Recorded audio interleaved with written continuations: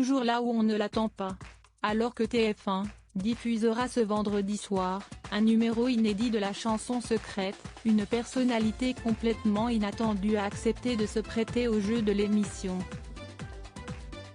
Il s'agit de l'actuel ministre de la Justice, Éric Dupond-Moretti, qui fera une petite apparition surprise pour l'un des invités de Nico Aliagas, depuis son bureau de la place Vendôme. Pour rappel, dans cette émission plusieurs personnalités se succèdent dans un fauteuil installé face à la scène où ils se font surprendre en musique par leurs proches ou par d'autres artistes. Pour cette édition du 15 janvier on retrouve Rachin, Ryan Bensetti, David Douillet ou encore Hélène Ségara, mais aussi Gérard Darmon. Et si est ce dernier qui aura droit à une petite surprise de la part de Éric Dupond-Moretti, comme le révèle Le Parisien. Le quotidien a interrogé Mathieu Vergne, le producteur de l'émission, qui a expliqué que le ministre était l'un des meilleurs amis de Gérard Darmon. On apprend également que le projet d'origine était que le garde des Sceaux monte sur scène afin de pousser la chansonnette pour l'acteur. Cela avait été convenu en avril, au moment où devait se tenir le tournage, avant que celui-ci ne soit repoussé à cause de la crise sanitaire, mais aussi avant que le compagnon d'Isabelle Boulet ne soit nommé ministre. À l'époque il était uniquement avocat. Il nous avait dit qu'il aimait beaucoup l'émission.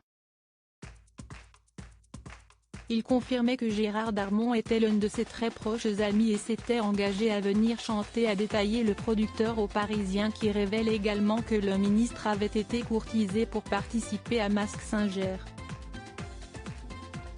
Le tournage de la chanson secrète ayant été décalé au mois de septembre, la production a dû revoir ses plans pour faire participer Éric Dupond-Moretti au programme sans que cela ne fasse défaut à ses nouvelles fonctions.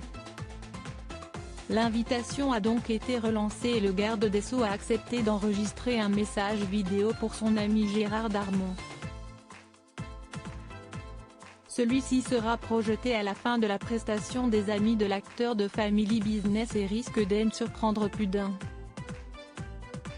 Avant Éric Dupond-Moretti, Roselyne Bachelot. Éric Dupond-Moretti n'est pas le premier ministre de l'actuel gouvernement d'Emmanuel Macron à faire une apparition à la télé dans une émission de divertissement. En août dernier, c'est Roselyne Bachelot qui faisait parler d'elle en participant à une semaine associative spéciale célébrité de l'émission de Christina Cordula, Les Reines du Shopping sur M6. On apprenait alors que le tournage avait eu lieu au début de l'année 2020, bien avant que Roselyne Bachelot ne soit nommée ministre de la Culture.